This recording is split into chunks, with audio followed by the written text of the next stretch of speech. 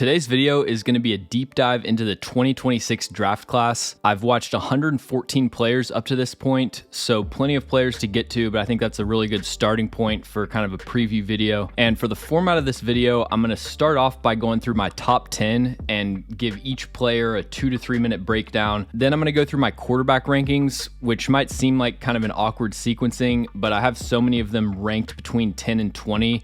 And it just makes sense to discuss all of them in one segment. And then from there, we're going to pick back up with the overall rankings. And as we get further and further down the board, I'm going to spend less time talking about each individual player. There will be some players that are particularly interesting to talk about, and I'll go into more depth on those guys. But starting off with the top 10, my number 1 player is Clemson defensive tackle Peter Woods. At number 2, I've got Arizona State receiver Jordyn Tyson. 3 and 4, we got a couple ACC edge rushers, Rueben Bain Jr. and TJ Parker out of Miami and Clemson. And then my 5th ranked player is Tennessee cornerback Jermod McCoy. Haven't applied the injury discounts yet. He tore his ACL this offseason, so depending on his availability, I think realistically he would slot in a little bit further down on this list. I think the biggest strength of this class is probably offensive tackle, and you see that throughout the top 10.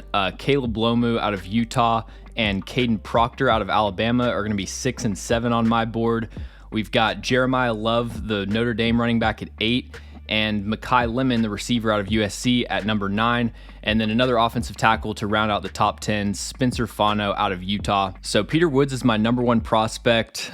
He's one of these highly ranked recruits that went to a big program, started and was good immediately. And that archetype of player is vulnerable to getting overrated in summer scouting because everybody's heard of them. They just kind of give them the benefit of the doubt and, stick them in the top 5 of their rankings, even if the play week after week doesn't really justify that. But Peter Woods' tape lived up to my expectations. I feel really comfortable projecting him as kind of a Jeffrey Simmons to Quinnen Williams caliber 3 technique. Very good athlete at 315 pounds.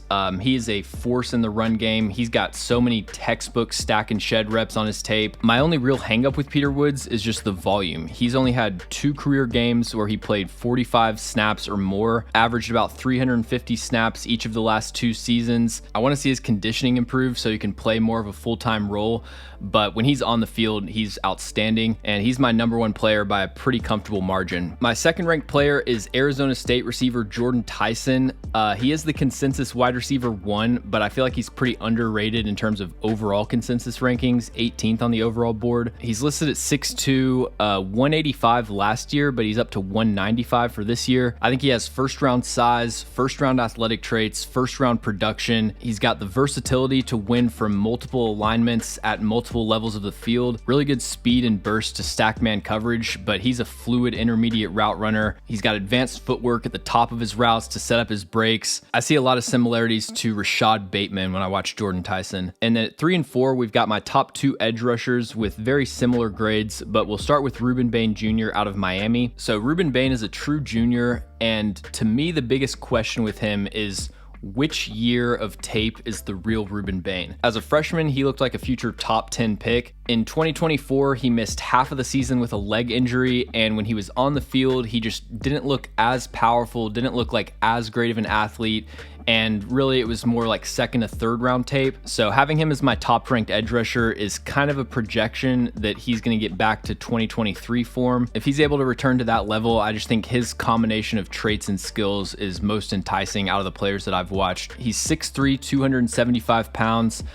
Pretty good first step. His average get-off yards, 2.9, was 72nd percentile for edge rushers last year, but then he has really good bend for a player of his size to corner at the top of the rush. He's able to redirect at really sharp angles and finish some of those early wins. When I was putting together the highlight cut up for his section though, it's pretty jarring how many more plays there are that I thought were worth saving from his freshman year than his sophomore year. He was just a noticeably more juiced up athlete, I think wearing the 44, but the hand usage, the flexibility, the power, I think when he's at 100%, he's the most talented edge prospect in this class. But it's not a very significant drop off down to TJ Parker, who I think has a very straightforward path towards being a Pro Bowl caliber starter. He is a straight down the middle power rusher with good size, I think an underrated first step, extremely heavy hands. He just doesn't win the outside track very often, and I think most of that comes down to a lack of bend, but I think he's such an easy, straightforward projection.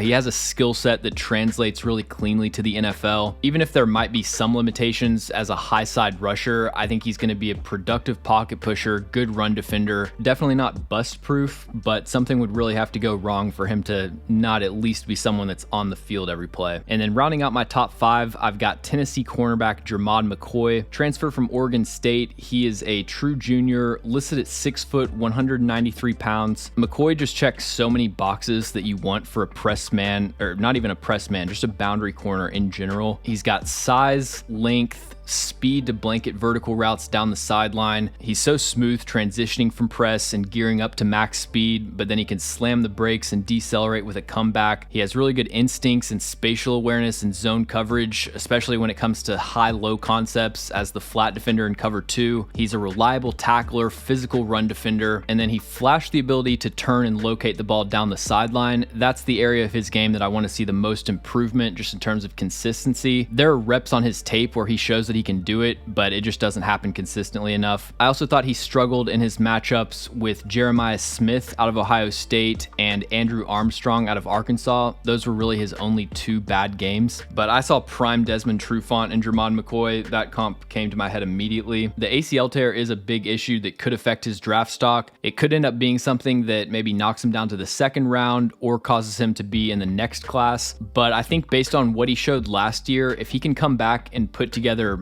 5 or 6 solid games, I could definitely see something like a Max Hairston situation where teams are still comfortable taking him in the 1st round just based on his body of work. My 6th ranked player is Utah left tackle Caleb Lomu, and I've got both Utah tackles in my top 10.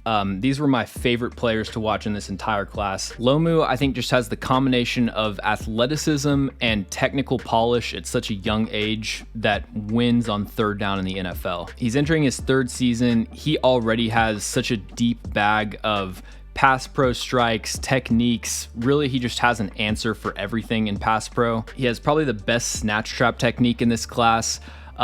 Elite fluidity and reactive athleticism to mirror inside moves. He's got a ton of pocket range where he can really open his hips and expand the pocket when rushers start to threaten the corner. He doesn't really have prototypical size and length, but he's able to offset whatever physical limitations he has with technique. He doesn't really have the ideal physical profile for anchoring, but his technique is so clean that his anchor overall is really solid. It starts with him being so proactive with his hands early in the rep to break contact whenever rushers start to stab his frame. If the rusher starts to get hands on his chest, he's so quick to swat that down, prevent the long arm from gaining early steam. He's got a flexible lower half to sink underneath a bull rush, really firm punch to meet power with power and stall some of that initial momentum. And then he was also only called for 1 penalty last year, and I think the validity of that penalty is pretty questionable. So just extremely clean pass pro tape, checks every box that I'm looking for in an NFL pass blocker.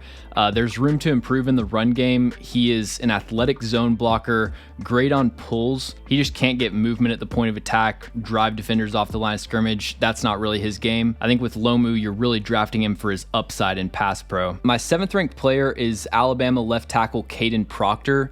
And this is probably the player that I had the toughest time putting a grade on. I watched Proctor's tape chronologically, and based on the first 75% of the season, he had a grade very similar to Peter Woods. Like, he would have been my number 1 or number 2 ranked player if he just kept up the first 3/4 of the season for his entire tape. But then he has this nightmare stretch of games to end the season. Week 13 against Oklahoma, week 14 against Auburn, and then the bowl game against Michigan. Those were clearly the 3 worst games on his tape. 9 of the 15 pressures he allowed and 2 of the 3 sacks he allowed last year came in those final 3 games. And just based on that 3-game sample size, I mean, he's like a 5th round prospect at best. What was most concerning is that to start out the season, his anchor was like a 10 out of 10. I mean, just absolutely bulletproof. Nobody could go through him. He's 360 pounds, but he's got the lower half flexibility, the grip strength to just really doorstop any speed to power attempt. But then over that 3-game stretch, he was getting walked back into the pocket consistently, way too passive, letting people into his frame, really just negated his size advantage.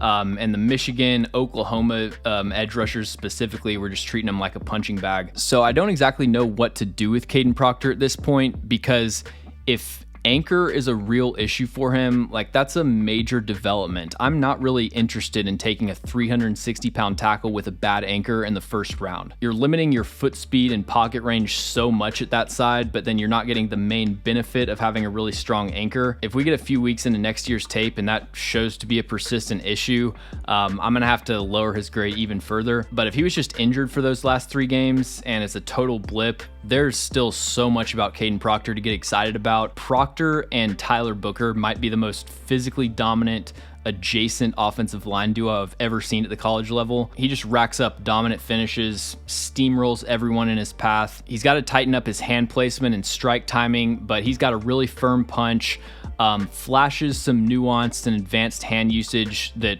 shows he's at least working on expanding his bag. Got to see what his anchor looks like next year, but he's got top 5 talent, absolutely. The 8th ranked player on my board is Notre Dame running back Jeremiyah Love. This guy has so many things that he does at a high level and so few areas that he struggles. I think he's a really easy bet to go in the first round.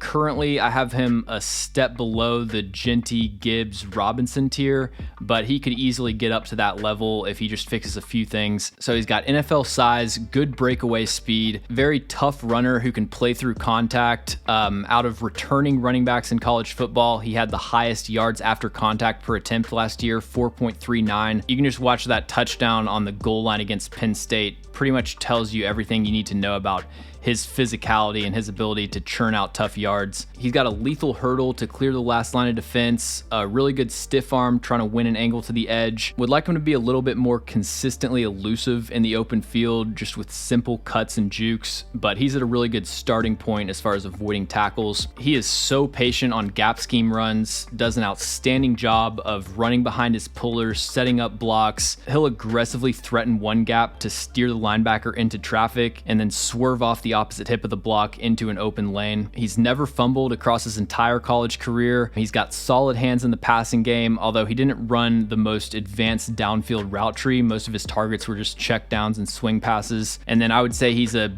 B to B minus pass blocker as well. Really, the only things holding Jeremiyah Love back are the positional value tax.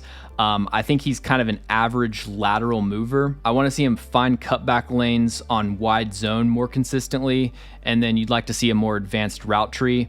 But other than that, very clean prospect. If I had to bet money on one of these players being a first round pick, he'd be one of the first guys I chose. And I haven't gotten too deep into the rest of the running back class, but of the guys I've watched, Love was a pretty clear RB1 for me. And then at number 9, I've got USC receiver Makai Lemon. This receiver class to me is very underwhelming so far, but the top 2 I'm way higher on than consensus. Makai Lemon is definitely the most underrated player we've discussed up to this point, and I don't know how you get to 48 players in this class better than him. So he's a dynamic, twitched up athlete, easy burst off the line of scrimmage, really good top speed. This is tracking data from 2024. You see 89th percentile top speed. He can win on vertical routes, stack press man, but he creates so much separation as an intermediate route runner as well. Instant deceleration on stops and comebacks. Does a great job using head fakes and salesmanship at the top of his route to maximize separation. He is a little bit undersized, listed at 190 pounds. I estimate him at 5'10", but he does such a great job of offsetting his size disadvantage with hand usage. He's a perfect example of the techniques you have to develop as an undersized receiver to deal with contact throughout the route stem. It's like what I was talking about with Lomu and anchoring. Whenever he feels somebody start to try to establish a point of contact, he's so proactive to swat down their hand, keep his frame clean. A lot of smaller receivers just passively accept contact and let defenders stall their route speed. Makai Lemon does an outstanding job of preserving a clean runway for himself to run his routes at full speed. He's a really smart zone route runner, knows exactly when and where he needs to cut off his route. Only had 1 drop last year. He is dynamic after the catch. I think he's a little bit limited in terms of contested catches. Longer defenders can kind of engulf him and shield him from the ball. But I see Lemon as a Doug Baldwin type. I think he can win as a slot or a Z at all 3 levels of the field. And closing out the top 10, I've got Utah right tackle Spencer Fano. Such a polarizing blend of elite traits and alarming red flags. His run blocking overall and his athleticism and pass pro, I think, are both best in this class. And up there with any college tackle that I've ever evaluated, but he played last season at 291 pounds, doesn't have a frame that really looks like he could add much more weight on, and I have serious concerns about his anchor, so that's the reason that I've got him 10th overall. But starting with what he does at a high level, I mean, his run blocking, I think I would put it behind Tyler Linderbaum's last season and right on line with Penn Sewell's last season out of any college offensive lineman that I've ever evaluated, and that was in his true sophomore season. I expected him to be a great zone blocker, great puller, great climber to the second level. He checked all those boxes for sure, but I really think he falls between great and elite in every facet of run blocking, and his drive power off the line of scrimmage was the most incredible thing to me. At 291 pounds, he was dominant in the downhill run game. He had a 93.6 run blocking grade last year, which is insane. His finishing mentality as a run blocker is exactly what you look for. I mean, you really get the sense that he hates every player that he's going up against, which is what you want to see for a run blocker. He has realistic upside to be a Penn Sewell, Trent Williams caliber impact in the run game, and I could honestly sit here for 10 minutes praising his run blocking, and I'd have enough clips to fill up that time. But he's a former tight end, and he moves like that in pass pro. Endless pocket range, unparalleled reactive athleticism. He mirrors pass rushers like he's connected to them by a string. That applies to inside counters, speed rushers. He sets such a wide, deep pocket, really just effortless riding pass rushers around the arc. Fano's probably going to come in with sub 33-inch arms. But he's somebody that I don't really worry about playing tackle from a length perspective because he has such a strong outside hand. You know, one of the main reasons that length is so important for offensive tackle is because it's just expanding your margin of error to cut off an angle around the outside track. If a speed rusher gets a step on you and he's able to really start threatening the corner, it's really important to be able to just snag them with your outside hand and resist that upfield burst. So you see plays like this where the rusher gets into a rip move, starts to try to bend the corner. He's got a firm outside hand and he can just fillet the rusher on his back. This is the kind of play that if you posted it on Twitter, people would call it a holding. But just so y'all know, once a rusher transitions into a rip move, they sacrifice their right to get a holding call because otherwise you could just spam rip moves and draw a flag every play. He also has pretty advanced hand usage overall, loves using the flash bait technique where he flashes his outside hand, draws out an early swipe, and then pulls it back and throws off the rusher's timing. Both of Utah's tackles seem very well coached in terms of hand usage. But the thing with Fano is just going to be proving that he can have an average anchor at the very least. If he's a dominant run blocker, but he gets torched by every decent power rusher he faces, that's borderline unplayable in the NFL. But if he's a dominant run blocker with a mediocre anchor, that's a flawed but valuable weapon who makes a Pro Bowl, gets a second contract. So he's going to have to prove himself in that phase, but there's so much to like with Spencer Fano. All right, we're going to take a quick detour and go through my quarterback rankings.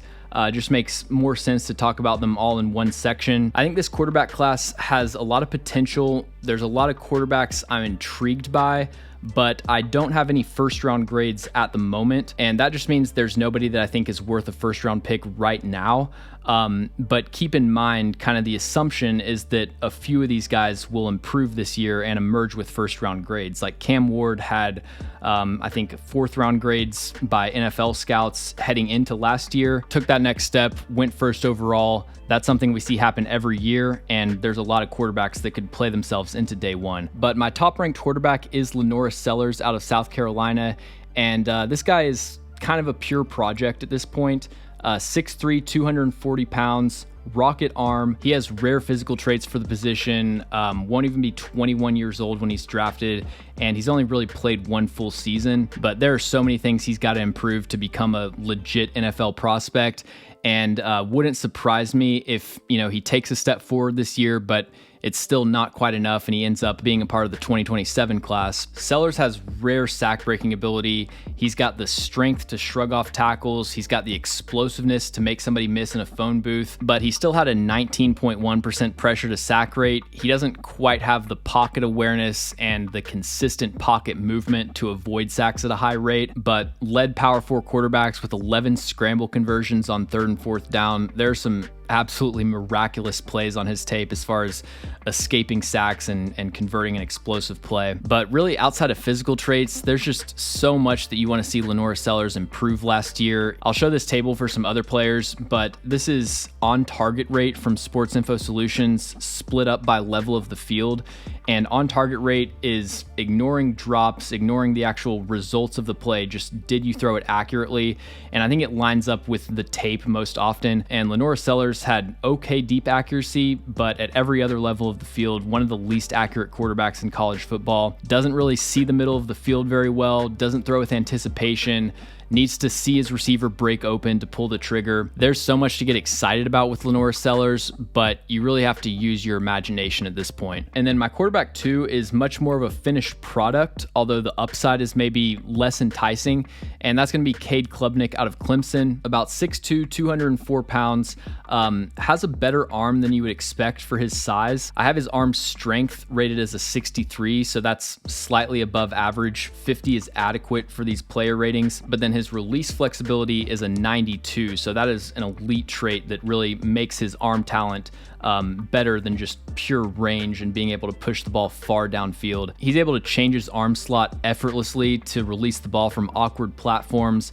If he doesn't have a clean launching point to step into, I mean, he can hook the ball above his head almost. There were some crazy examples of that in the Texas game. He has good zip on the ball, good deep accuracy, really consistent linear improvement throughout his career, especially when it comes to avoiding turnovers. There were some backbreaking interceptions, especially early in his tape, but really cleaned those up down the stretch. But Clemson's offense, while it's definitely more translatable than Tennessee or Ole Miss, doesn't really attack the middle of the field very often. He wasn't asked to read the entire field, work to the backside of his progression. He's shown the ability to hit a backside dig occasionally, but I want to see more examples of that on tape and just see how he handles full field reads more. And then he just doesn't have elite physical traits, so there's probably less room for his grade to grow compared to some of the other players on this list. My QB3 is Cal to Indiana transfer Fernando Mendoza. And there is a bit of a projection with him, but I think there's a lot to be excited about. So he's got prototypical size, 6'5", 225 pounds, a really good arm to push the ball downfield and attack tight windows. But Cal's offense was just not equipped to support a downfield passing game. Mendoza didn't have the pass protection or the receivers to really push the ball downfield effectively. So Cal's offense was so quick game oriented. Everything was within, 10 to 15 yards of the line of scrimmage. And within that intermediate passing attack, Mendoza showed a lot to like. He's really decisive operating the quick game, throws with anticipation on backside digs. He can step up in the pocket, keep his eyes downfield. Really impressed with his poise on third downs and in 2-minute drills. He has the processing and anticipation to really dice up zone coverage as an intermediate pocket passer. When he did push the ball downfield, I thought the results were overwhelmingly positive, but only had 12 big-time throws last year, and 5 of them came in the last game of the season against Stanford, who is kind of easy work at basically every point of their roster except for David Bailey pretty much. So the idea with Fernando Mendoza is that in a healthier ecosystem, he'll have more opportunities to make some of those bigger downfield throws and can kind of prove himself in that phase. I think the biggest limitation with Mendoza is just a lack of escapability when the pocket heats up. He has a hard time outrunning pressure. He's fast enough to make some plays with his legs, but he's just not going to be an escape artist, especially not in the NFL. You also want to see him cut down on the interceptions and interceptable passes, sharpen up his recognition of coverage rotations post-snap, be more conscious about not leading defenders into passing lanes with his eyes. But I could easily see Mendoza emerging as a first-round pick if he has a good season. And then I see a lot of parallels between Mendoza and my 4th-ranked quarterback, Drew Allar. 6'5", 237 pounds, 35.5-inch arms. Might have to grade this dude as a tackle. Similar to Mendoza, Allar's a quarterback with a big arm, but wasn't really asked and didn't quite have the aggressiveness to attack downfield as often as you'd like to see. And with Allar, I think it's worth going back to 2023 and kind of looking at his development over the last 2 years and now the jump that we want to see heading into 2025. So last summer, I basically gave Drew Allar an incomplete grade. Viewed him as a player that checked so many important boxes in terms of size, arm talent,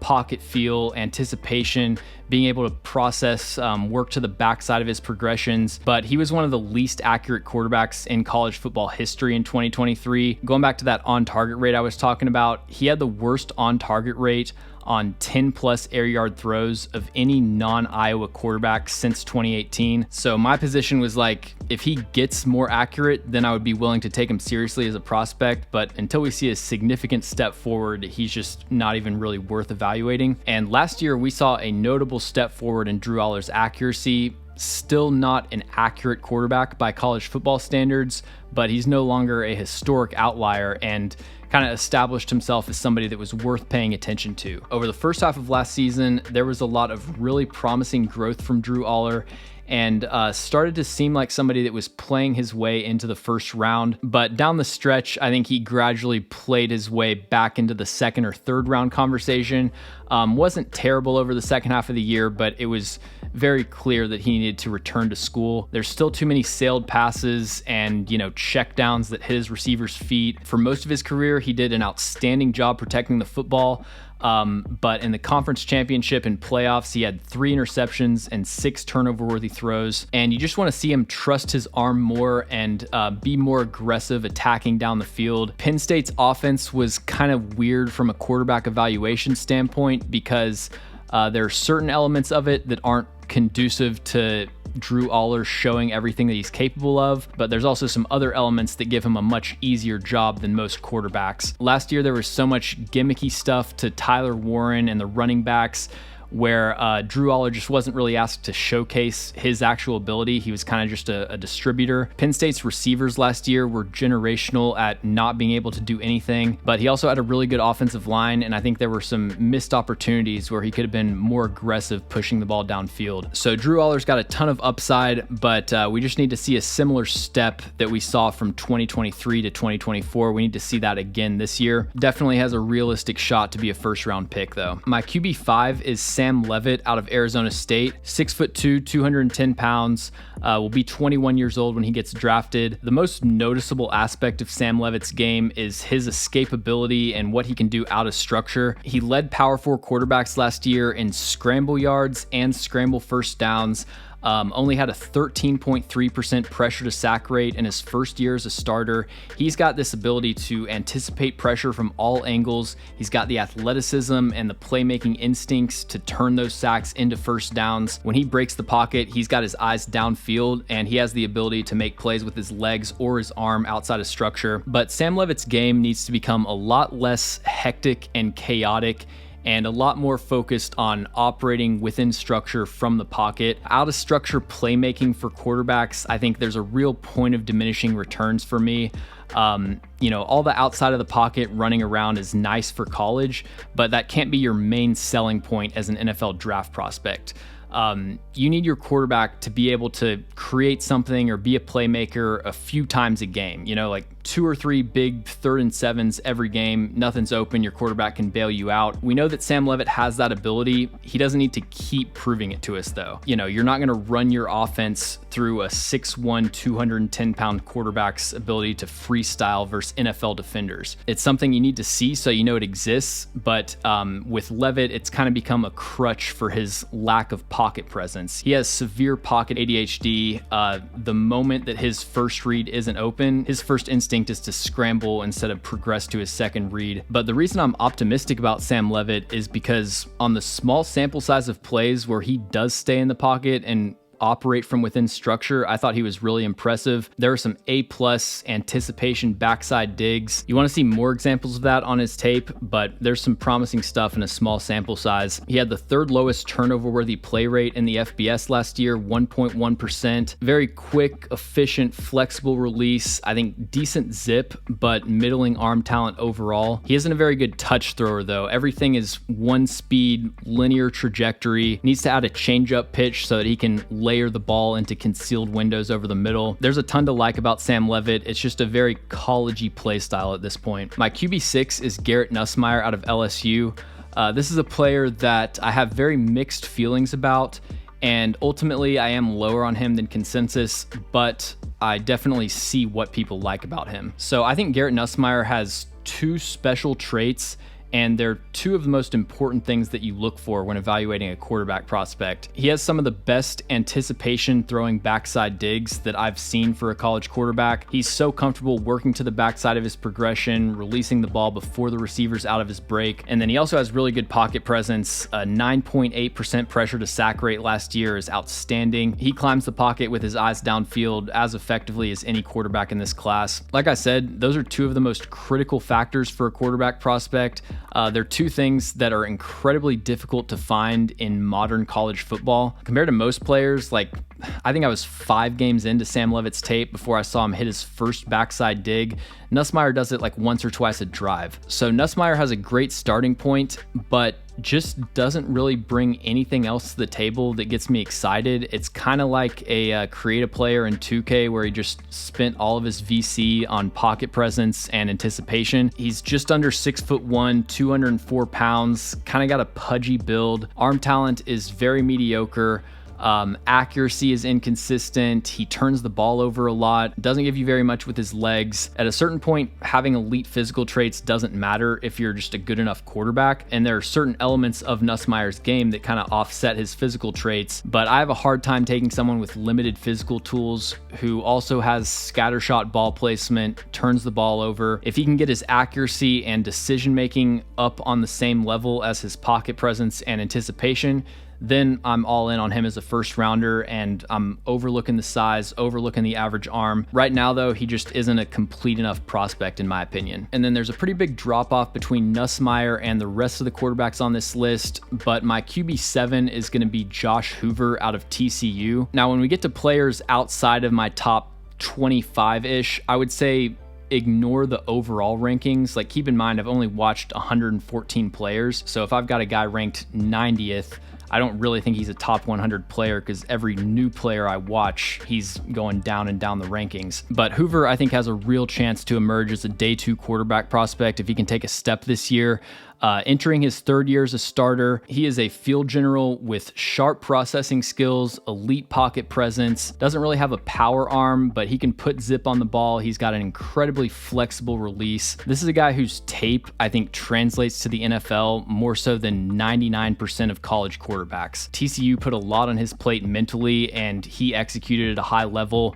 Outside of Garrett Nussmeier, he hit his backside read more often than any quarterback in this class. He throws with anticipation over the middle of the field, can really hit some challenging tight windows between zone coverage. He doesn't take sacks, 11.5% career pressure to sack rate, but he will take a hit if he needs to buy an extra second for a route to develop. He's got some incredible throws on his tape against like zero blitz, 3rd and 10. He just gets rocked, but he's still able to stand and deliver an accurate dig route. This play against Texas Tech, I think, is one of my favorite plays from his entire tape. You see the creative movement, the way that he just thrives when the pocket heats up. He's able to find an unorthodox launch point, hit this backside end breaker with perfect placement to keep it away from the defense. His ability to process, work the middle of the field, maneuver the pocket, that translates to the modern NFL. He's a very accurate deep passer. The main improvement that I want to see from Josh Hoover is better ball placement within 10 yards. He's kind of in the surgical intermediate passer archetype,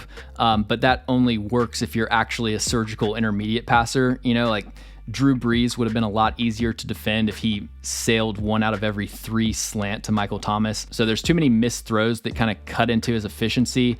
But if he can become a lot more consistent in terms of ball placement, I could easily see this guy being a top 50 pick. I've got Aidan Chiles out of Michigan State at QB8. There's a ton of upside to work with here. Great arm, dynamic athlete. We've talked about some younger quarterbacks that maybe lack a certain level of aggression attacking tight windows.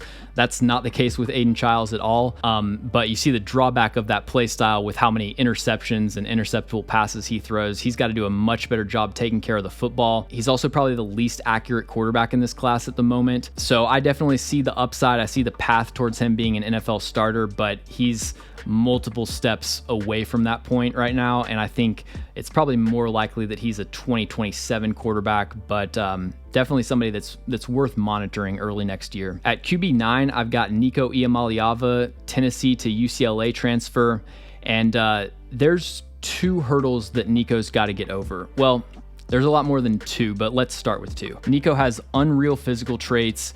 6'6", he can absolutely zip the ball, great athlete, but he has a terrible deep ball and he's nowhere near where he needs to be from a mental standpoint to start in the NFL. The deep ball should be fixable, but he missed so many throws down the field last year and it really limited Tennessee's offense's ability to function. If he can stop missing so many throws down the field, I think he'll be a really good college quarterback. But as far as translating to the NFL, he's completely unproven from a processing standpoint. Tennessee's offense just takes so much off the field for the quarterback and is really designed to allow the quarterback to operate on autopilot. But even within that scheme that, gives the quarterback all the answers to the test, he still had a really hard time processing. He's still a young and inexperienced player, so there's no reason to panic, but he just doesn't look like he's processing the game at anywhere near the speed that he's going to have to in the NFL. And then Carson Beck is my QB 10, quite the fall off from last offseason where he was the consensus QB 1. So entering the 2024 season, I viewed Beck as kind of a Jared Goff type of player. He's got adequate to above average arm talent, nothing special, but he can make every throw, get the job done. Really good processing the middle of the field, can throw with anticipation, work from within the pocket, but he was throwing at Brock Bowers and Ladd McConkey, had a really good offensive line. He was never really tested or forced to make plays outside of structure, so there was nothing on his tape that proved he could be anything more than a system quarterback. And his 2024 season was basically the inverse of the CJ Stroud Georgia game, where he was given the opportunity to show what he could do outside of structure and under pressure. And whereas CJ Stroud proved that he was a playmaker, Carson Beck proved that he is whatever the opposite of a playmaker is. He threw so many interceptions, just crumbled when he was under pressure. His offensive line was not very good. They had nothing close to Broderick Jones or Amarius Mims protecting his blind side, and his receivers didn't help him either. I mean, whenever he did make a big time throw under pressure, Arian Smith was a good bet to drop it, but overall showed that he just doesn't have the physical traits and natural talent to elevate a mediocre surrounding core. I still think that if he does a better job protecting the football this year, I could see him being a day 2 pick. I think the NFL is a lot higher on him than draft media, but the physical traits just aren't enough to bet on if you're having to make that bet in spite of him turning the ball over all the time. I've also got Miller Moss with a 7th round grade, kind of a holdover grade from last year, transferring from USC to Louisville. And then Arch Manning, I don't have a grade on because normally, for all of these other players, I've watched a minimum of 5 games against Power 4 competition, usually a few more than that. And Arch Manning just doesn't have enough tape to really evaluate. Seems like a very promising player with a lot of traits, and I'm excited to evaluate him once he gets some tape. All right, now that we finished the quarterbacks, we're going to go through the rest of my board. I'm going to split it up into groups of 10, and I'll break down these next 5 or 6 in similar depth as I did with the top 10. But as we get further and further down the board, I'll start to get more brief. So my 11th ranked player is left tackle Isaiah World, who is transferring from Nevada to Oregon. He has a prototypical frame and athletic traits for an NFL left tackle, linear improvement year to year and week to week. His pressure rate in his 3 years as a starter has gone from 8.8% to 7.2% to 3.3% last year.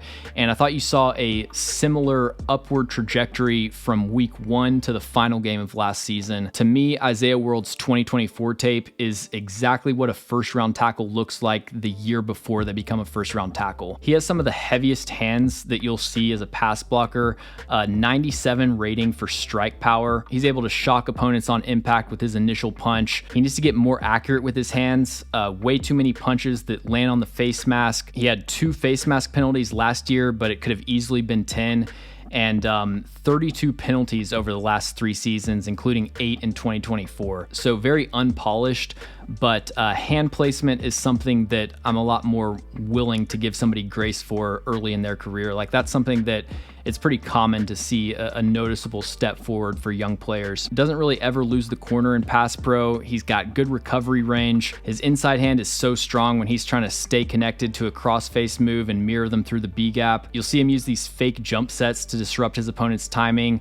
Also a good amount of snatch traps on his tape, but the anchor is a bit too inconsistent for a group of 5 offensive tackle who weighs 321 pounds. He also has 5th percentile hand size, which I think translates to a lack of grip grip strength, and there's a lot of reps where he might win early, but he'll take damage over time, can't sustain the block, and he ends up allowing some late pressure. And then in the run game, he's a great zone blocker, easily cuts off the backside 3-tech on stretch zone. He's got the competitive edge to finish with violence, can get out in space as a puller. I want to see him play with more consistent pad levels so he can get more movement off the line of scrimmage, and also limit how often he'll lunge into blocks and whiff at the point of attack. But overall, such a talented player, and I'm excited to see how he deals with the jump and level of competition. So 12 is LaNorris Sellers, and then 13, we've got, I think, the most underrated player in this class, Arizona State cornerback Keith Abney II. Got to shout out my guy Corey Kinnan for suggesting him to me. Great call there. Also want to shout out his YouTube channel, Daft on Draft. He didn't ask me to promote him or anything, but he's got my favorite draft podcast. If you like my channel and you want similar caliber draft analysis, you should definitely check out him and Dalton. But Keith Abney was a 3-star recruit in the 2023 class, so he's entering his true junior season. Played sparingly as a freshman, took over as a starter last year, and his tape was phenomenal for a true sophomore. I think he's got easy top 50 talent, probably the stickiest man corner in this class, and one of the few pleasant surprises in what's overall a very disappointing corner class. So one of the most important traits when I'm evaluating a corner is the ability to transition from running at full speed down the sideline to turning your head and locating and playing the ball. That's not something that comes naturally to most corners. It's really hard to transition from a full speed foot race, find the ball without, getting stacked down the field. There's a lot of mental blocks that prevent corners from being able to execute this at a high level, but it comes naturally to Keith Abney. He plays the ball with a level of relaxed confidence that's hard to find and even harder to coach. He had probably the best 2024 performance of anyone in this cornerback class in the playoffs against Texas. He has good recovery speed, insane hip fluidity. He's able to make some crazy speed turns to recover on the horizontal plane. He's also a wizard in zone coverage, showed the ability to diagnose elaborate route concepts like a veteran in his first year as a starter. That's something that improved over the course of the season as well. His size is average, 5'11", 195 pounds. That's a good weight. But I would guess that he has sub 31-inch arms. I want to see him play with quieter feet in press coverage and eliminate the false steps, be less overreactive to release fakes. Most of his losses in press man were kind of self-inflicted errors, but this guy's got a ton of talent. I comped him to Trent McDuffie because I think he could also be a really good nickel, but you wouldn't move him there because he couldn't hang on the outside. He's a great tackler, high impact in run support. He can do all the dirty work that you would need from him if you decide to move him inside. So we got Cade Klubnik at 14. And then 15th, I've got Miami tackle Francis Mauigoa. He's kind of the opposite player of what I was expecting stylistically. Built like a guard. I think his arm length is probably adequate, but he's got that short, dense, stocky build. I was expecting him to be kind of a downhill, mauling power player, but he's on the opposite end of the spectrum. He's a pure finesse player in my opinion. He has technically refined hand usage, can play with independent hands, does a great job of using the flash bait technique. I'll show you a couple examples, but you can see here how he flashes the outside hand. Right when the rusher gets into the swipe or the cross chop, he pulls it away, forces it to land on air. He does a much better job protecting the corner than I expected. Surprisingly good pocket range, but his anchor is a massive issue. Absorbs too much initial contact, doesn't do a good job of refitting and recapturing command of the block, and then just gets steadily walked back into the pocket. He struggles with power in kind of every single phase. And then he's got the pocket range against speed rushes, but when it comes to sliding with inside moves, it looks like he's wearing cinder blocks for shoes. Puts up really no resistance when rushers cross his face. And then I thought he was a very low impact run blocker, unless he's pulling. When he lines up a target at the second or third level, he's an absolute mauler, but he wasn't very consistent getting movement off the line of scrimmage. Very little outside zone experience. I watched, I think, 7 or 8 games, and it felt like half of his highlight run blocks came in the Duke game. So there's a lot of talent, but the anchor's got to improve, and he needs to get quicker to read and respond to inside moves. My 17th ranked player is Ohio State safety Caleb Downs. Number one player on the consensus board. This is somebody who gets talked about as being generational, elite, a lot of other similar words. I obviously see him a lot differently than most people, although I do think he's a really good player who will be a really good NFL starter. But I think there's two conversations you got to have with Caleb Downs. The first one is, where is he realistically going to go in the draft? And then the second one is, how good of a prospect is he compared to some of the best safety prospects over the last few years? So when I see Caleb Downs at the top or in the top 5 of mock drafts, I really just wonder, like, what historical precedent is that based on? If we compare him to the top safety prospects over the last few years, Kyle Hamilton, Derwin James, Malachi Starks, those 3 players went 14, 17, and 27th respectively. The NFL has shown repeatedly that the top end range for a blue chip safety prospect starts in like the second half of the first round. So for Caleb Downs to go anywhere near where he's being projected right now, he would have to be like multiple tiers ahead of those guys as prospects. And at the moment, I have him graded lower than those 3 pretty comfortably. Compared to Hamilton, James, and Starks, Caleb Downs is smaller, less athletic, and less versatile.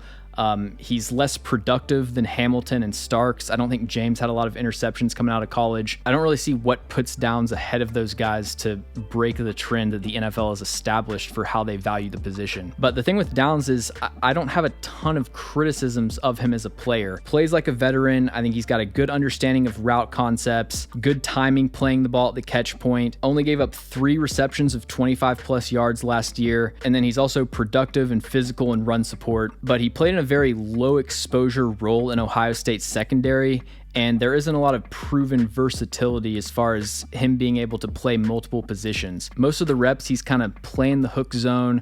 There's not a lot of single coverage opportunities where you can see his man-to-man ability. You don't see him playing sideline to sideline in single high very often. Now, Ohio State lost a lot of players in their secondary. They also have a new defensive coordinator, so that's an easy route for him to improve his grade this year if he's asked to do more things and he's able to execute them at a high level. But you look at his tracking data, he isn't above 20th percentile in any of the metrics, 13th percentile top speed last year. I just have a really hard time grading him as a blue chip prospect, especially since I factor in positional value.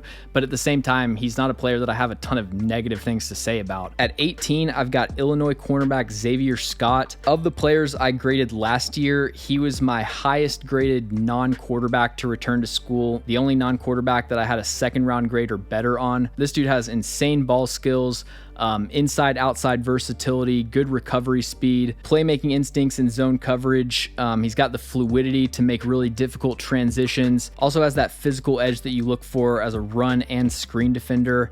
I could see him taking a very similar jump to a player like Devin Witherspoon.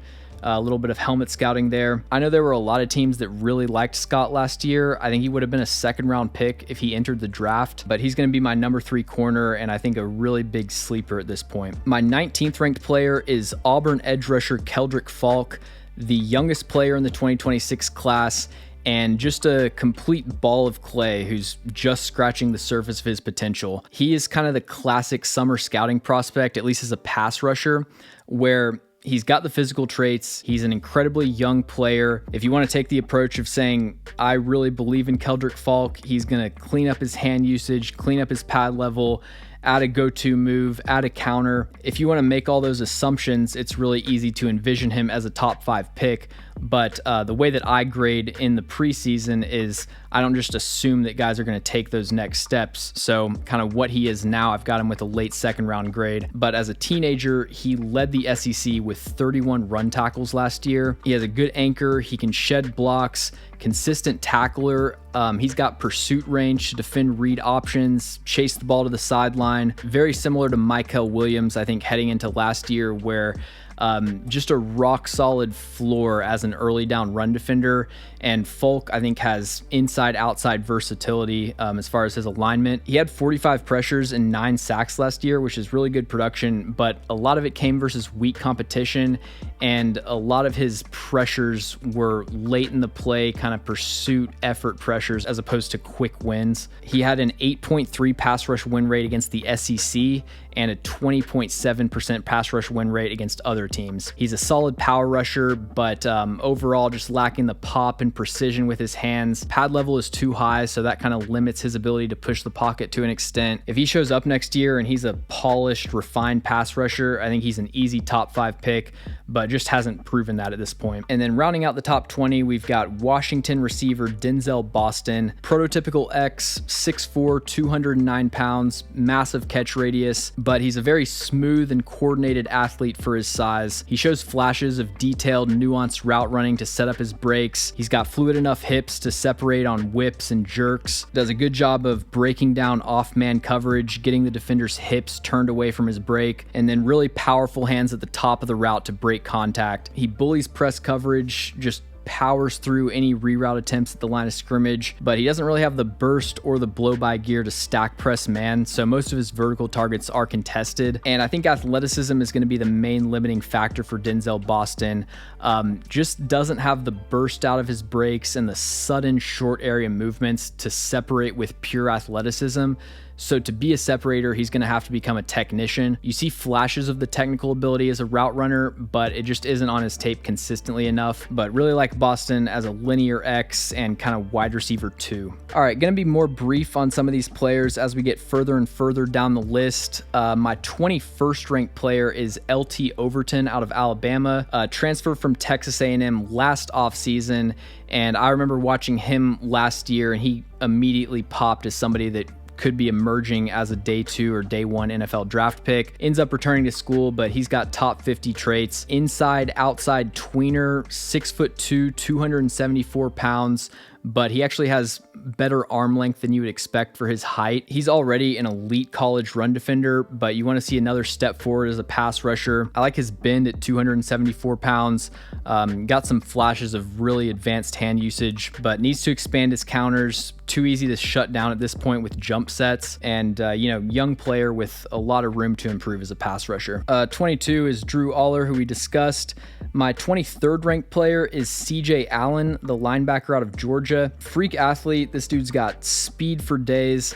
93.5 athletic score, is one of the best in this class. His tracking data is pretty absurd. 80th percentile or better in every metric. Allen's got the speed to flow sideline to sideline, doesn't lose pursuit angles to the edge. He's a reliable tackler, definitely needs to improve his instincts, but there are flashes of him reading his keys really efficiently. Also showed some flashes in coverage, although the zone IQ really needs to take a step forward this year. And he's got the physicality to play blocks, but he's a bit too easy to get on the ground at this point. And then we got Caleb Banks, the Florida defensive tackle at 24. He is a top 5 player in this class by the Kurt Benkert scouting method. Like, if you just pulled up his highlights, there are not 5 players in this class with more impressive flashes than Caleb Banks. He's 6'6", 334 pounds with verified 35-inch arms, 79th percentile average get-off yards for defensive tackles at 2.5. The physical traits and the best moments on his tape make you think he could be a lottery pick type of player.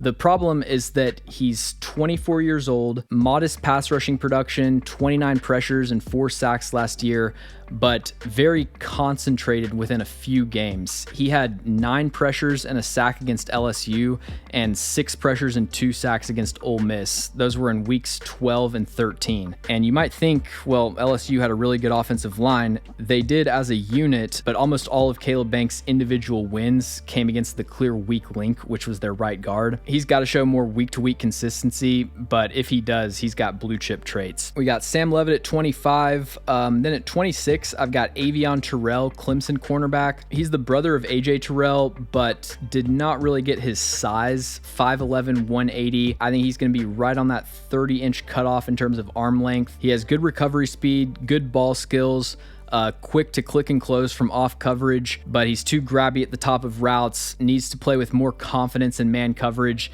and I think his size could force him to move inside to the slot. And then I've got Texas A&M cornerback Will Lee III at 27.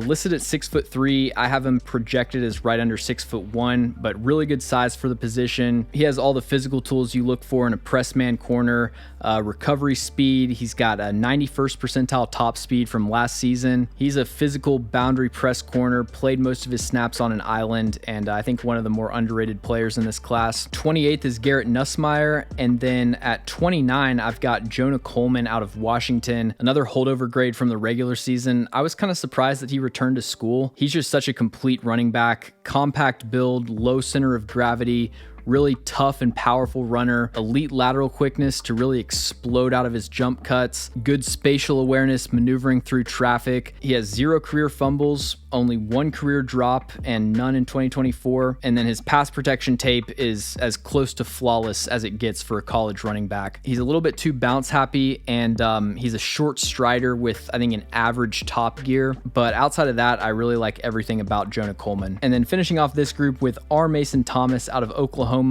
a short, sawed-off speed rusher with elite bend at the top of the arc. He ended the year on a hot streak with really good performances against some of the best competition he faced. Missouri, Alabama, and LSU. Weeks 11, 13, and 14 were 3 of his best games. He doesn't really have the prototypical build. I think his early down role could be limited, and I want to see more consistent production as a power rusher, but I think R. Mason Thomas could emerge as a really high-end designated pass rusher prospect. We're starting off the next tier with a couple safeties. At 31, I've got Kamari Ramsey out of USC. Talented, versatile safety, has some man coverage ability. I like what he can do in off quarters as far as driving on deep outs and in breakers from depth. I thought he was somebody last year who could be playing his way into the top 50. Ultimately, I think the tackling is what caused him to return to school. That's got to get more consistent this year, but Ramsey has a lot of upside. And then speaking of upside, at 32, I've got Dylan Thieneman, Purdue to Oregon transfer. This is a rangy, single high free safety. Unlike anything we've seen in the last few draft classes, you look at his tracking data, that pretty much tells the full story. He made as many plays patrolling sideline to sideline as you'll see for a modern safety. 6 interceptions in 2023 as a freshman, 0 last year. So you want to see the ball production return to 2023 form as much as possible. But I'm excited to see what he can do when he isn't like the only NFL caliber athlete on his side of the field. Then I've got edge rusher David Bailey, a Stanford to Texas Tech transfer. Another DPR with some elite pass rushing tape and elite athleticism. He's about 6'2", 6'3", 247 pounds. His tracking data is elite. 3.2 yards average get off is 95th percentile, and he led the FBS last year with a 46.5% pass rush win rate on true pass sets. So that's removing quick passes, play action, RPOs, but his pass rushing efficiency shows how great of a pass rusher he is, but it also highlights how bad of a run defender he must be for Stanford to never increase his snap volume. Played about 350 to 450 snaps each of the last 3 seasons, mostly on passing downs. When he was in for a run defense snap, it would be like a 3rd and 4 draw or something. Also played a lot off the ball. He was really protected from having to set the edge, play blocks. I really doubt that he'll be a contributor in run support in the NFL. I think you're drafting this guy purely as a 3rd down weapon. But within that role, he's got elite bend, an elite first step, elite closing burst to the quarterback. That closing burst translates into some absurd hit power. He forced 5 fumbles last year. He has a rare ability to build speed as he turns the arc, and then he translates all of that into the quarterback when he closes in. And when you watch him as a pass rusher, he doesn't really lose one-on-one reps. The plays that he doesn't record a pressure, it's usually because the quarterback got the ball out so quickly that he physically couldn't have gotten a pressure. He's got a pretty broad move set, absolutely filthy ghost move. Dip and rip gets so low that the tackle can't even touch him. Pretty quick and precise hands, using a swipe to grease the edge. And then he also has a spin move that he can use as a counter to attack the B gap. He had a couple wins with a long arm, but unproven as a power rusher, and want to see him expand that aspect of his game. And then I've got a couple defensive tackles. Daryl Jackson Jr. out of Florida State is a massive 2-gapper, 6'5", 340 pounds, over 35 35-inch arms, but he's a much better athlete with much more pass rushing upside than you might expect. The production is still a little bit too streaky, but if he puts things together consistently, I could see him being a first-round pick. Zane Durant is more of an undersized slashing 3-tech, so quick and explosive, making plays in the backfield, but would like to see him play with more control and composure. Everything's kind of just full speed upfield, shooting a gap at this point. At 36, I've got another Penn State player, running back Nick Singleton. Compact build with home run speed, 95th percentile average breakaway speed last year. Good patience on gap scheme runs, does a good job keeping himself clean as he maneuvers through crowded rushing lanes. I like his contact balance, but want to see improved elusiveness in the open field, especially once he's built up speed. Also needs to improve the ball security, and I love the physical edge that he plays with in pass pro, but he's at times over aggressive, which can lead to some losses. At 37, I've got Sonny Styles, the Ohio State linebacker. He's a rare athlete, 6'4", 237 pounds, over 33-inch arms. He kind of fits that Isaiah Simmons mold as a positional tweener, freak athlete. He's used in sort of a hybrid role between off-ball linebacker and overhang defender. Sonny Styles has first-round traits, and his high-end plays are as impressive as anyone's in this class. At 38, I've got Connor Liu, the Auburn center. Very, very good film. Although I would say, especially in pass pro, he just wasn't exposed to that many one-on-one opportunities. Auburn's offensive line was such a disaster around him that there was no reason for defensive coordinators to ever design pass rushing one-on-ones against Connor Liu. Like, they were trying to attack the other 4 blockers. So you could go through 2 entire Connor Liu games and see like 1 pass blocking one-on-one. I'd like to see him finish more consistently as a run blocker, but a smart, technically sound, athletic player with very few losses in either phase. At 39, I've got Ohio State receiver Carnell Tate. Kind of a disappointing player just based on the recruiting pedigree and kind of my expectations heading into his tape. I see the physical traits, but there is so much about his game that would qualify as developmental. He's listed at 6'3", 191 pounds. He's got kind of a tall, lanky build. He has good but not great speed. Most of his speed tracking data is 55th to 65th percentile. His lateral movement skills give him legitimate upside as a route runner. He's got smooth hips for his size. You see occasionally he can explode out of a break and really create a lot of horizontal separation. And then he has reliable hands on open targets. Outside of that, I think every other aspect of his game needs serious improvement. He is extremely lackadaisical off the line of scrimmage and into his routes. He is often the last receiver on the field to cross the line of scrimmage. The tracking data confirms that with a 24th percentile average get-off yards, but I don't think it's an athletic limitation. I think it's a tempo and urgency issue. You know, I wrote on my scouting report that he runs love of the game routes like he hates the game. His backside routes are developing at half speed.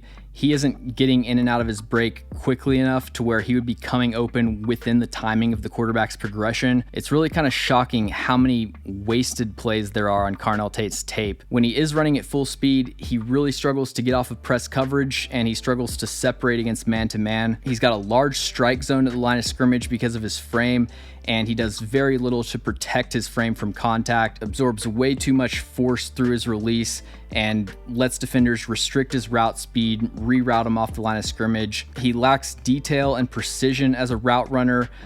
Breaks are way too rounded, doesn't set up his breaks properly. He doesn't have a good feel for the spacing and tempo to set up his routes against off coverage.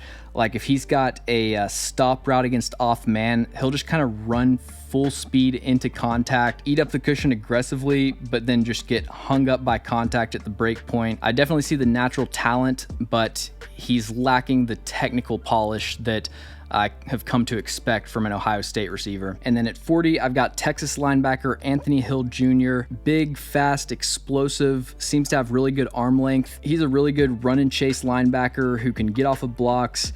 Had 4 forced fumbles last year. He's got to improve his instincts as a run defender, and I think there's some rigidity moving laterally in zone coverage. The next tier is going to start off with Georgia defensive tackle Christian Miller. This is a very well-rounded player who has never really been given the opportunity to produce as a pass rusher, but on a limited sample size, he's shown that he has the traits and the skills to get it done. Only 19 pressures and 1 sack last year.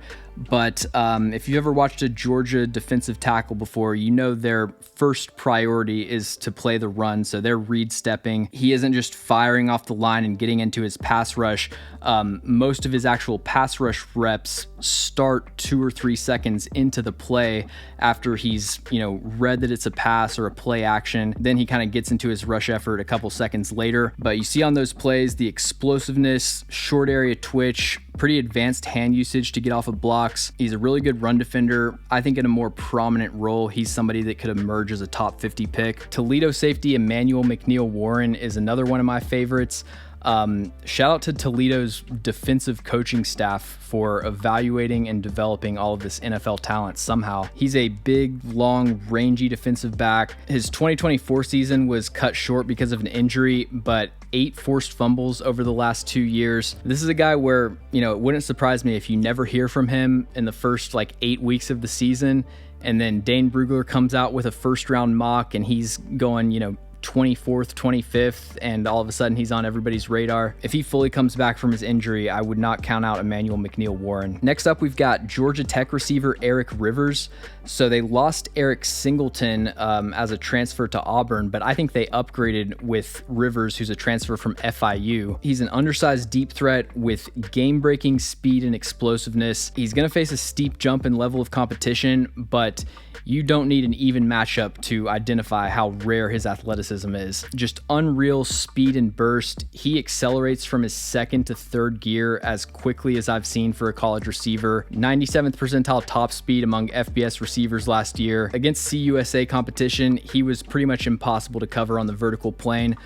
Makes it even more difficult with his ability to run these stop and go double moves because he can just gear up, down, and back up in the blink of an eye. But he's also got the lateral movement skills to break at really sharp angles, rapid foot fire release to win on quick slants, smooth deceleration on comebacks, and his vertical push is so threatening that he really softens defenders' coverage and creates more space underneath. He can also thrive in a gadget type of role.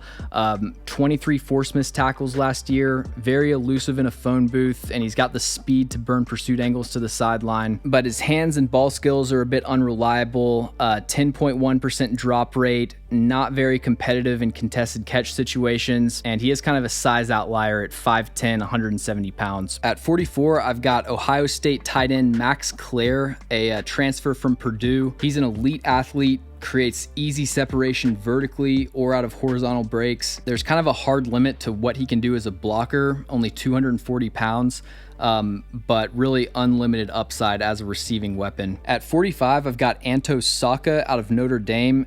He's a DPR in a similar mold to David Bailey and R. Mason Thomas, who we've discussed earlier. Doesn't really play a full-time role, but he's a great athlete with some absurd pass rushing efficiency. I've got Oregon running back Makai Hughes, who is a transfer from Tulane. He's a shifty, elusive runner with good contact balance, good vision, closer to above average as an athlete, but I think Oregon's running game should be able to pick up where they left off. I've got Alabama linebacker Deontay Lawson at 47, one of the best stack and shed linebackers that you'll ever see at the college level, but terrible coverage tape, slightly improved from 2023 to 2024, but we need to see another similar step forward in that area. At 48, I've got Florida center Jake Slaughter.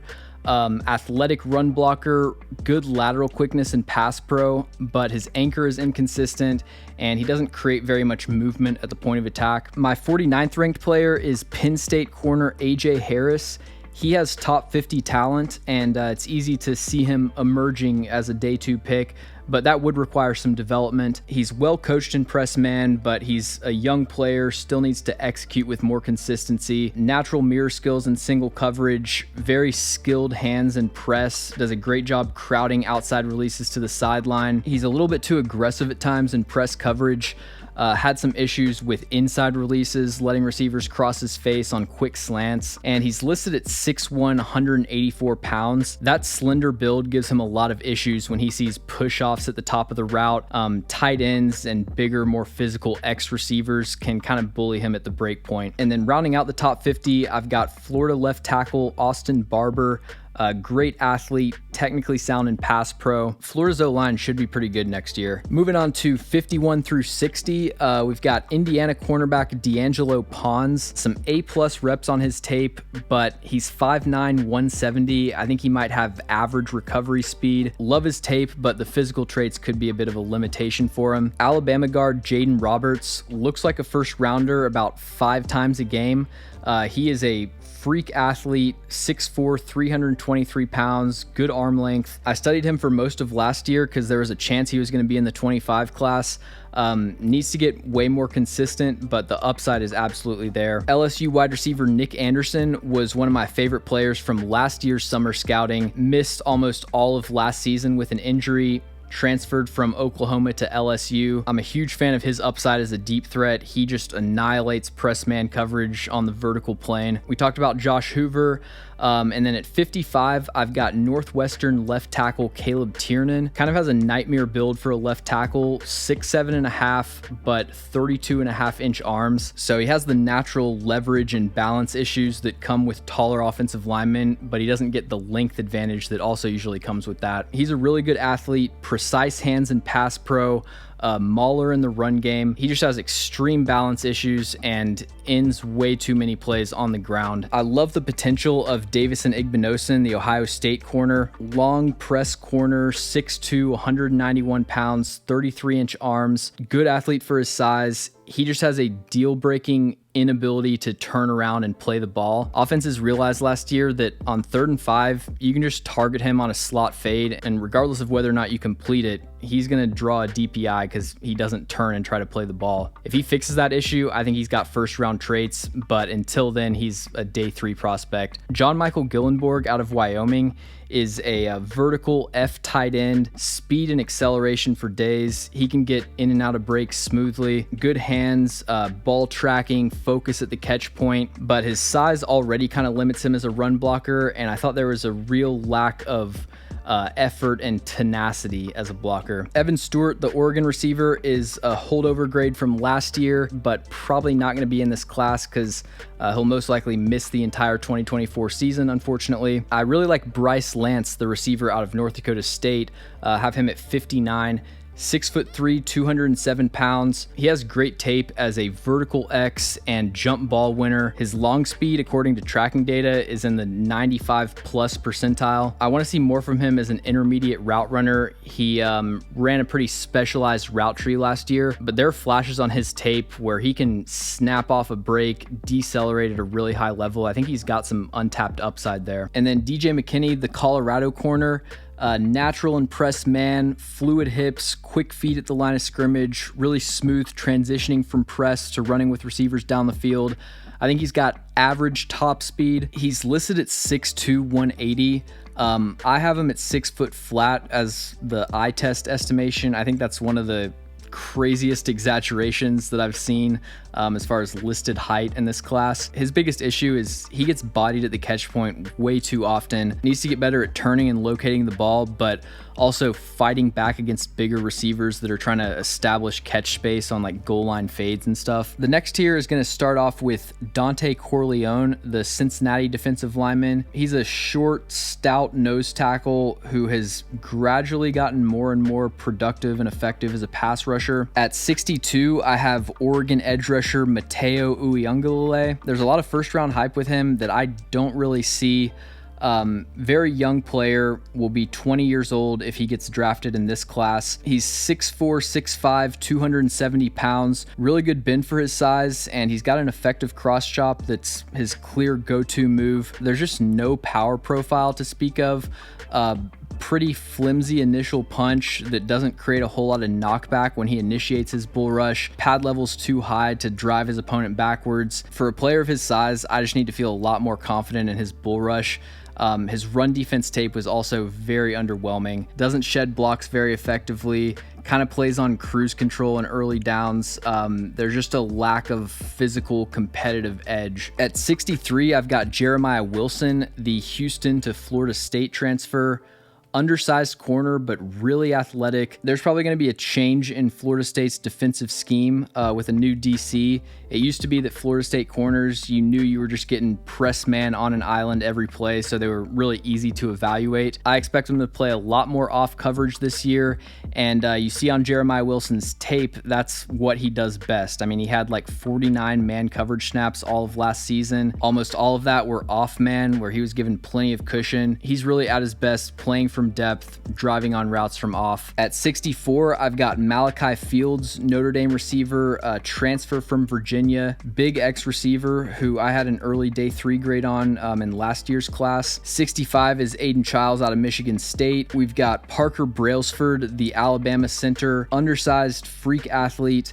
Run blocking tape wasn't as dominant as I was expecting it to be based on the prior year at Washington. I've got Tacario Davis, the cornerback transferring from Arizona to Washington. Insane physical tools, but last year was a major disappointment. He just isn't a sticky man-to-man corner at this point. Mikhail Kamara, the Indiana edge rusher, is a high-energy, technically sound pass rusher with some inside-outside versatility. He's got a broad move set.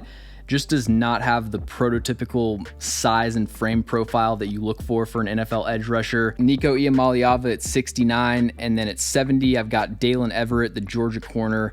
See him very similarly in terms of play style to Terry and Arnold. Now, for the remaining tiers, I'm not necessarily going to go through every single player. I've got to find some way to keep this video under 2 hours, but I'll point out some of the guys that maybe I'm higher or lower on than consensus. I'm really interested to see what kind of step Joshua Josephs, the Tennessee edge rusher, can take. Long, wiry frame, shows that he knows how to use his length, but kind of has the similar issue as a lot of Tennessee front four defenders where the sample size is just so small. Xavier Chaplin, the Virginia Tech to Auburn left tackle, he's got some really high grades.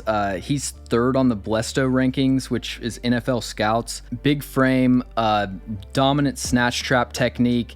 He's just such a clunky athlete, and I don't see anywhere near the level of technical polish that he's going to need in the NFL. I also didn't think he faced very many true one-on-ones. Watched like 6 or 7 games of him, and still just didn't feel like I had a great sense of his mirror ability and true hand technique to defend against more talented speed rushers. And then I'd also shout out Zion Young out of Missouri. Mainly just an early down player at this point, but you see the physical traits where he could develop into a well-rounded 3-down edge. On to the next group of players. 81 to 90 is going to start off with Denai Dennis Sutton, the Penn State edge rusher. I think I had him 32 on my preseason big board last year, 43 on the consensus board right now. He's just a very stiff athlete, and I think the upside is kind of limited as a pass rusher. Cornerback Josh Moten, who transferred from Marshall to Southern Miss, he has outstanding tape, but size outlier with sub 30-inch arms kind of caps his draft range at mid day 3 in my opinion. A little bit further down, I've got Antonio Williams, the Clemson receiver, at 87. He's 28th on the consensus board, which is pretty rich for me. He's a solid athlete, but I don't see him as a detailed enough route runner at this point. His hands are pretty inconsistent. Just more of a day 3 guy to me. And then there's a handful of guys to talk about in this next tier. At 91, I have Malik Muhammad, the Texas cornerback. He's a top 32 player on the consensus board, but I have no idea what people are seeing grading this guy so highly. He's 178 pounds, isn't a great athlete. He's not very sticky in man coverage. Texas mostly played zone, so he was protected from a lot of compromising situations. I just don't see anything close to a first-round caliber prospect or athlete in Malik Muhammad. I've got Nick Harbor at 97, the South Carolina receiver, former 5-star recruit, probably the best athlete in this class, 6'5", 235 pounds, 98th percentile top speed. If you need somebody to run fast in a straight line, Nick Harbor is your guy. All-time clear out route specialist, but he is just nowhere close to where he needs to be as a route runner. I can't believe we're still doing Harold Perkins in the top 10 of mock drafts in 2025. Perkins was a pass rushing weapon his freshman year coming off the edge, but he doesn't really have the physical profile that would project towards him playing that position in the NFL. Definitely going to be below the arm length threshold. I mean, he's 6 foot flat, 215 pounds. So they move him to off-ball linebacker / overhang, and he's just never put out first round or even top 50 caliber tape at that position. I'm definitely willing to reconsider him in the top 50 if his tape is really good at off-ball linebacker. But I think it's a pure name recognition thing at this point. And then Eric Singleton Jr. was another really disappointing prospect. 29th on the consensus board. He's got the athletic juice, speed, change of direction skills, explosiveness, but he just played such a specialized kind of gadgety role, and he needs to take a serious step forward as a downfield route runner. He doesn't really understand how to attack leverage and set up breaks. And then this is the rest of my top 110. All of these players are holdover grades from last year's class. Berrien Brown, the Kentucky to LSU transfer, is somebody to keep an eye on. He has truly elite top speed. Could see him being a low 4.3s to even high 4.2s guy next year's combine. But yeah, that's going to do it for this video. Hopefully this was a good introduction to the 2026 draft class and kind of a preview for the college football season. If you enjoyed the video, make sure to leave a like and a comment to help boost the algorithm, and I will see you guys in the next one.